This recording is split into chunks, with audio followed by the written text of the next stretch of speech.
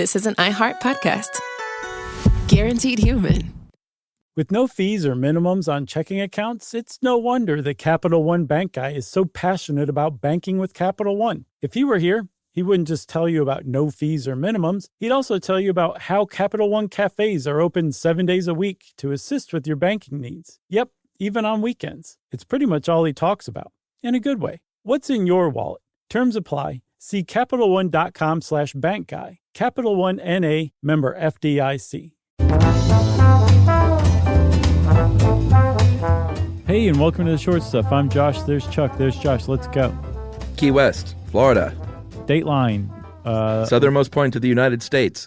Smuggler's Island. That's what it's called sometimes. Yeah, because Key West, obviously, just the location itself, is going to lend itself to smuggling stuff in from other places by boat. And it has. Like, it was a pirate haven for a very long time. But apparently that the local population really took to that and just kept it up. But like over time, what they were smuggling just kind of changed. And at this point in question, this point in history that we're going to kind of dive into right now, it had become marijuana and cocaine. Those were what was being smuggled through Key West. The glorious 80s, keys of cocaine in Key West. Shortest shorts you've ever seen. Oh, I imagine so. Yeah. So these drugs were coming in through South America, through Cuba, and then obviously from there, it's a quick 90 miles to get to Key West. There's a report from the UPI in 1983 that, quote, crews on fishing boats brazenly unloaded bales of marijuana. High school youths made big money driving the contraband 150 miles northward to Miami. Drug dealers held lavish champagne parties at Pier House, the posh waterfront hotel. So these kids were driving this stuff up and just sitting in the back of their pickup trucks. Well, yeah, around the island in particular. I think when they left to drive over to Miami, they were a little cooler. But it was throw a tarp over it at least. Wide open in Key West at the time. Like the local law enforcement, the local city government. Yeah.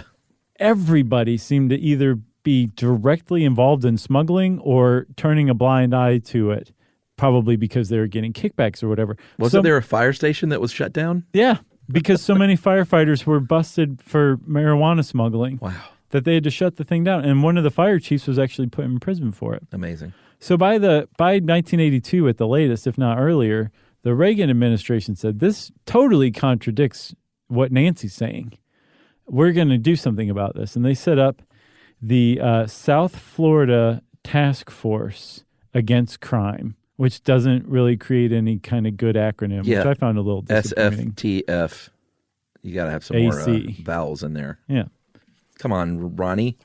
Right. So by 1982, Ronnie alone. I'm sure he named the organization too. They intercepted $2 billion in drugs coming through South Florida in just 1982 alone. Imagine how much they missed. Oh, sure. You know? Yeah. So they were really cracking down. They also basically took over the city government, investigated the police. Like they really went into Key West and the Keys in general and said, we're cleaning this place up. And that was $2 billion in street value. Right, exactly. That always cracked me up. They used to always say that. Yeah, I think they kind of inflate that to make themselves look very street. It's like the manufactured suggested retail price. MSRP. Yeah. So one of the things they did on this task force was set up a border patrol checkpoint, and between the Florida Keys are off the mainland of Florida, so they would set it up between the Keys and the mainland at Florida City.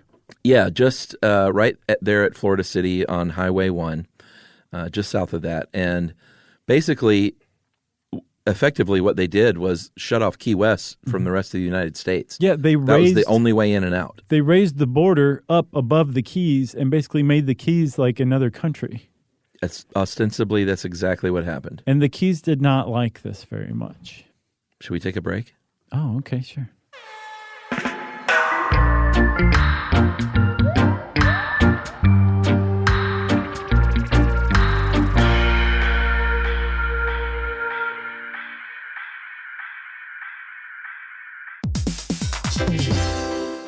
Hey, everybody, here's a fact for you. In the United States, there is a break-in every 26 seconds, and that means that somewhere right now, an intruder is getting closer. And the problem with most security systems is that they only alert you after the break-in has started, and that's too late. Well, that's what makes SimpliSafe different. They use alerts. SimpliSafe's U.S.-based live agents, they identify threats on your property and help deter them before they actually break in. So the intruder never gets into your house. The crime is stopped before it even starts. That's right. And another great thing about SimpliSafe is they have no long-term contracts. They give you peace of mind and great value with their monitoring deterrence plans because they just start at about $1 a day. Yeah, SimpliSafe sent us a setup years back, and I still use mine every day. Yeah, and apparently setup, you can do it by yourself in under 30 minutes, so it's a really good value and it doesn't take long. So if you want to experience the SimpliSafe peace of mind, you can take advantage of the SimpliSafe discount offered to Stuff You Should Know listeners. Right now, you can get 50% off your new system by visiting simplisafe.com/stuff. That's half off at simplisafe.com/stuff. There's no safe like SimpliSafe.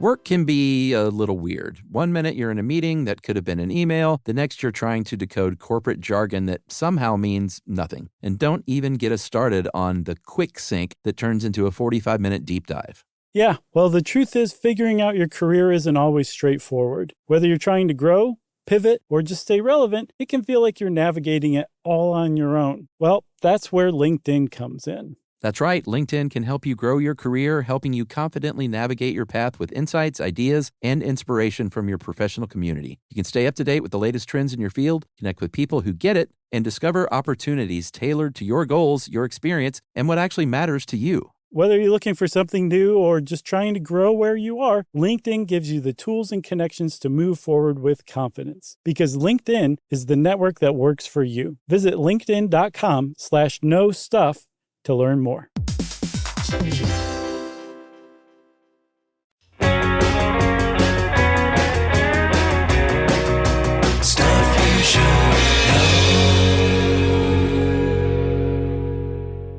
Okay, Chuck, so the Border Patrol is now basically doing drug searches because they were saying ostensibly we have this roadblock to keep migrants from coming through illegally. Yeah, that was sort of how they dressed it up, right? Right. But illegal aliens. But they were looking for migrants, according to, I think, FloridaHistory.org, they were looking for migrants in the glove compartment or under the seat of the car or something like that. So really it was part of this drug crackdown.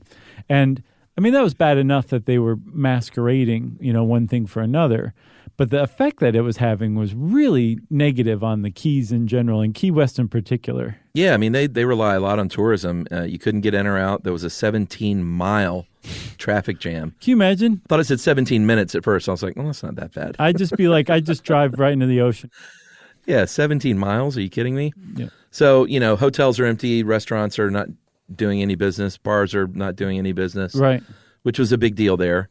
It sounds silly to talk about restaurants and bars not operating, but when that's a big part of your income, sure, it's a big deal.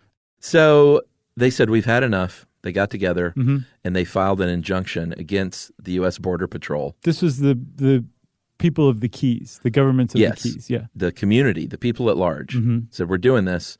They took him to federal court in Miami. The court said, nah, you can keep that roadblock. So the mayor of Key West, Dennis Wardlow, which I looked him up and I fully expected him to look different than he looked. Oh, really? Yeah. I expected him to look kind of like a Jimmy Buffett type.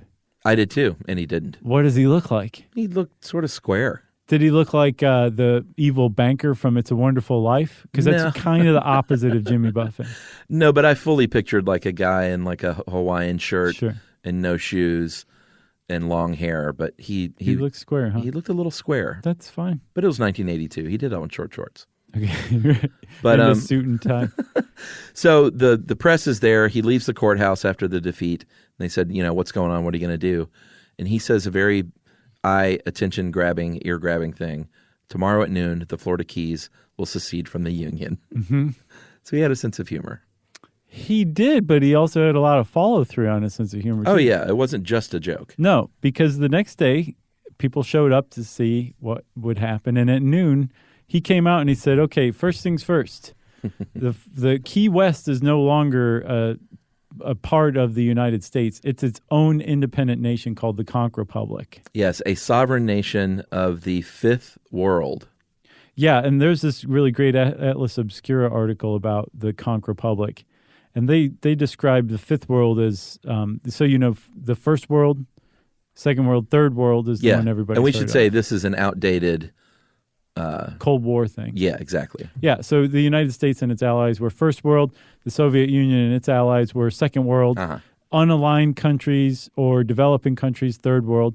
Fourth World were people who were stateless. I'd never heard that before. I hadn't either. Apparently, Dennis Wardlow had, because he said that the Conch Republic was the first Fifth World nation. Pretty smart. Which existed as a state of mind.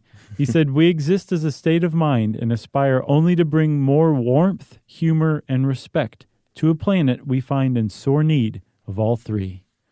That, by the way, you guys don't know this, was an exceptional Dennis Wardlow impression. He sounds exactly like me, and vice versa. That's crazy. So he officially changes his position and his title from Mayor of Key West to Prime Minister of the Conch Republic. Right. And I felt like I'd heard this somewhere before, but I might just be thinking of other crackpot weirdos like Sealand and the pineapple cult. There's a history of people that do things like this. Really? Yeah, and we've talked about a lot of them. Okay. Remember Sealand? Yeah. Not impressed? No, I had forgotten about them. Did they declare themselves sovereign? Yeah. Oh, yeah. Out there in the ocean, it was like a floating barge or something. Can you start your own country, I think was the episode. Yeah, that was it. That was a good one. So, Prime Minister of the Conch Republic, and he had a mock secession, a declaration of war on the United States right off the bat. That's a big one. He declared war, and it ended with loaves of Cuban bread being broken over the head of a man dressed as a U.S. naval officer. That was the war of aggression that the Conch Republic inflicted on the United States. Yeah, so they're having fun at this point because the press is there. And this is the whole point, is they're trying to get press. They are. They're trying to draw attention to the roadblock. They're also trying to draw attention to their tourism. And then after a minute of this war, Wardlow officially surrenders the Conch Republic to the United States. And he went to a Navy base and surrendered. Right, and then requests $1 billion in aid, foreign aid from the U.S. to rebuild after the war. Pretty great. It is great. Of course, the U.S. didn't give him a dime. Did you ever see that movie, The Mouse That Roared? I did. It was Peter basically Sellers. the same thing. Yeah. So I guarantee Wardlow saw that. Probably. So the U.S. didn't give any of this foreign aid. There wasn't a cent given, but that roadblock ended almost immediately. Yeah, very quickly afterward. So it had the effect that he was looking for. That's right. And they still celebrate it today. They will issue a passport to you for the Conch Republic. I saw, and I couldn't verify this, I saw this same thing in multiple places, so it's like, Sure. That they'll stamp your passport. Oh, really? Which I'm like, I'm sure they do, but do you want them to do that? Because I could see U.S. Customs being like, what is this? Your passport's void now. You can't just go stamping a passport with whatever you want. That's what I would think. But of course, I'm no fun at all. There's a Pokemon stamp on the next page. Right. I probably shouldn't have told you that. Oh, I imagine that Customs has seen a Conch Republic stamp. How about this? If we have any customs agents for the U.S. listening, okay.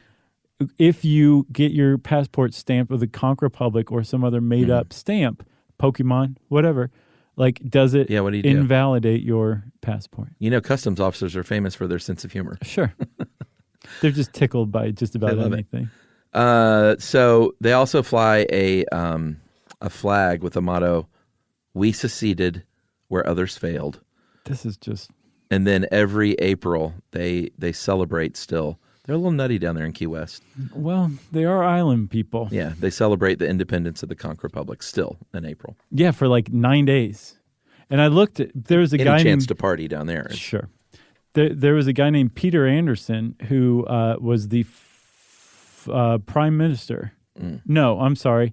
He was the Secretary General of the Conch Republic, and he was like a guiding light, keeping things going. And he died, but they still do it. I thought maybe they would have discontinued it, but no, they still keep it up. Have you ever been down there?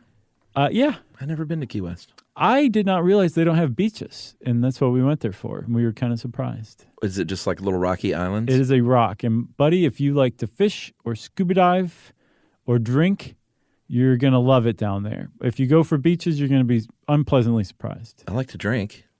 Yeah. Well, you should take up scuba diving or snorkeling. Not too. much of a fisherman.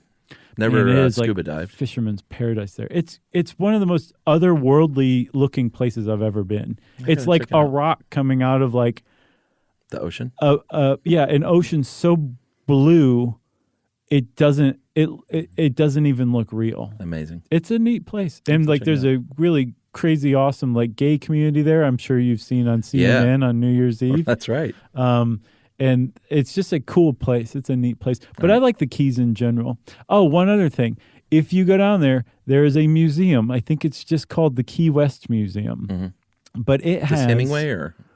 No, there's Hemingway's house. This is different. Okay. This is some weird, clunky museum that it's almost like somebody who's never been to a museum said, I'm going to put a museum together, and this is what they came up with. Uh-huh. There's rooms where you're like, is this a storage room, or is this like part of the museum? It's in an old stone fort, but there's this one exhibit. There's a bunch of them. There's Robert, the famous doll, who's like haunted and cursed. They have him there. It's really neat to see. Mm-hmm. But there's one exhibit that is just amazing. There was a famous Key West resident who engaged in necrophilia for decades with the love of his life. Oh boy. Could not let her go. Oh boy.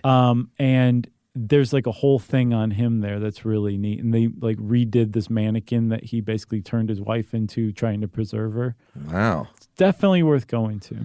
Well, if we're plugging very quickly weird museums, I should plug the Museum of Umbrella Covers. What? And that is on Peaks Island, Maine, right off of Portland, Maine. Okay. Take the ferry out to Peaks Island. Sure. Go to the Museum of Umbrella Covers. Not umbrellas. Umbrella covers. Umbrella covers. I didn't even know there was such a thing. You put your umbrella in a little sleeve. Yeah. That's it. Okay. This lady's got a bunch of them. So there you have it from Chuck. That's right. If you want... No, we don't do that on this, do we? No, short stuff out. Stuff You Should Know is a production of iHeartRadio's How Stuff Works. For more podcasts from iHeartRadio, visit the iHeartRadio app, Apple Podcasts, or wherever you listen to your favorite shows.